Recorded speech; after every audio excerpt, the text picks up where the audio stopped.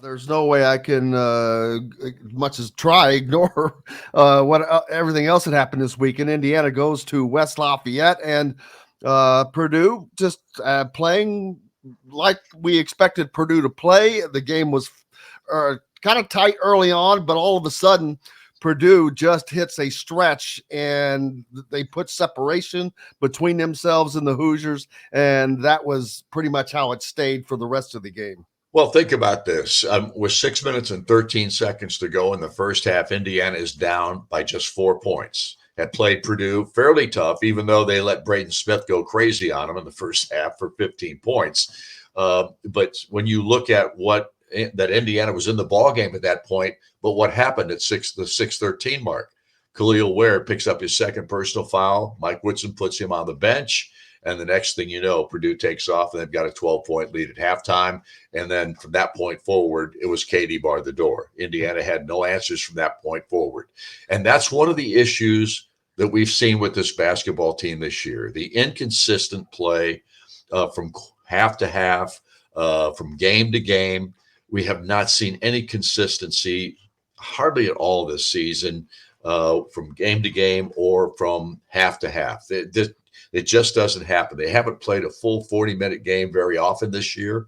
You could probably count on one hand the number of games you could say that Indiana was consistently good throughout. It's just been a ball club that has struggled. Earlier in the week, they were playing horrible against Ohio State in the first half of that ball game, and down 18 to start the second half after I think Ohio State scored, 2 or 3 quick baskets to start the second half. Woodson calls a timeout. The next thing you know, Indiana starts to fight back, and they do fight back all the way. And Trey Galloway, give him credit, along with Malik Renew and Anthony Leal and that group that was out there on the floor.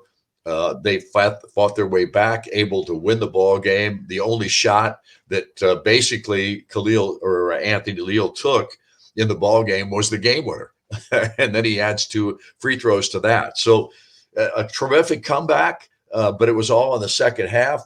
And then you get to Purdue, and you're right there. One little thing happens, and they can't overcome it. And I say little. Khalil Ware is not little, but him picking up a second foul, going to the bench, that opened the floodgates for Purdue, and Indiana was never able to recover. Yeah, and they have got to find a way to try to finish the season out as strongly as possible. And now they have dropped to 6-7 in Big Ten play, 14-10 overall. And not that any of us expected them to be fighting for a number 1 seed or a bid in the tournament, but just to finish this season with a winning record is, I think, of uber importance for this program. If you end up with a losing record, that really sets you back in a number of ways, and they have the possibility of not doing that, and it's basically up to them. Well, it is up to them. There's no question about that, and it starts this Sunday. You've got Northwestern coming to town. It's a good basketball team. Northwestern right now is certainly in the hunt, but they're not going to catch Purdue because I don't think anybody's going to catch Purdue right now. Everybody's fighting for those top 4 spots for the Big Ten tournament that will be held in Minneapolis, Minnesota. By the way, cannot wait for that. Yeah, I'm not happy about it in any way, shape, or form, nor is anybody in the state of Indiana, I don't think. But all that said, this Indiana ball club still has 7 ball games left. 4 of those ball games are at home. If you can take care of home, which is not going to be easy because most of those games that they still have to play at home are tough matchups. If you can win those 4 ball games, you put yourself in a decent position. If you don't win those 4 home ball games, and let's say you only win 1 or 2 of those, you've got to win the other ball games, the 3 on the road, to not be a part of that first day scenario, if you know what I mean, in Big Ten tournament play. So this is a ball club right now that's on the fence, and that fence may crumble in a hurry if they get off to get another loss here at home right at the beginning. And they've got 7 days to get ready for this game against Northwestern.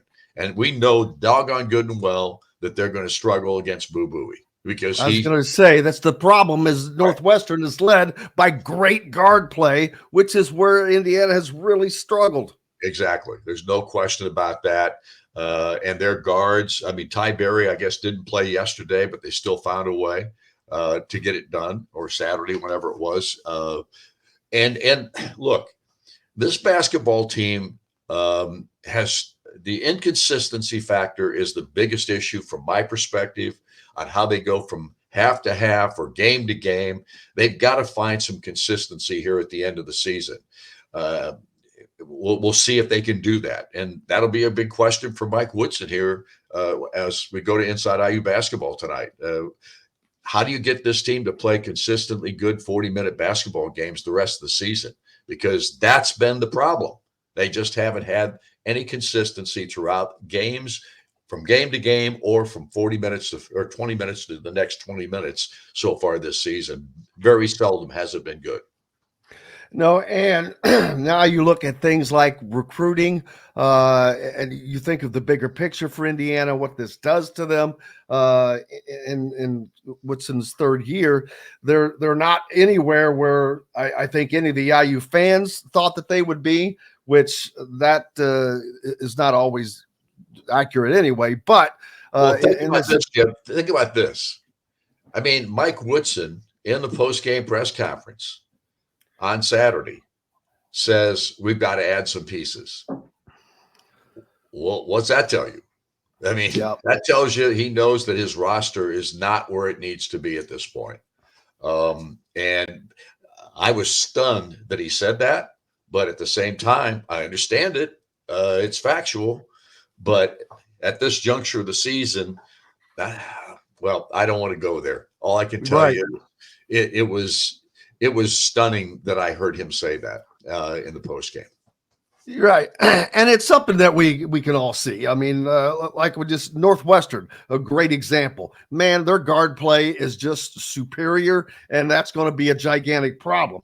Purdue, their guard play is not necessarily superior, but it can be. And if allowed to be, and Indiana allowed them to be at certain points. And that's what you just have to have. You just have to have the guys that can be superior when your other guys aren't being. Right. And Indiana has not gotten that play from the guard situation. It's been such an up and down thing with the unfortunate injury to Xavier. Then that really affects your point guard situation. You've got a guy in Gabe Cupps who is a great kid, but is not ready and was not ready to be thrust into the starting situation for a Big Ten team. And then you've had to move Trey Galloway all the way around to different places. And it has just not been an optimal situation for this roster. Yeah, I mean, people could say, well, if you're talking about injuries, that's an excuse, but it's a reality too. There's no question about that. And that's where Indiana's at right now. We'll see if maybe they can get somebody, maybe X can get back here before too much longer. You'd love to see him back for the Northwestern game. That would really help. But at this juncture, you've got to do what you got to do with the players that are available. And that's where this team's at right now.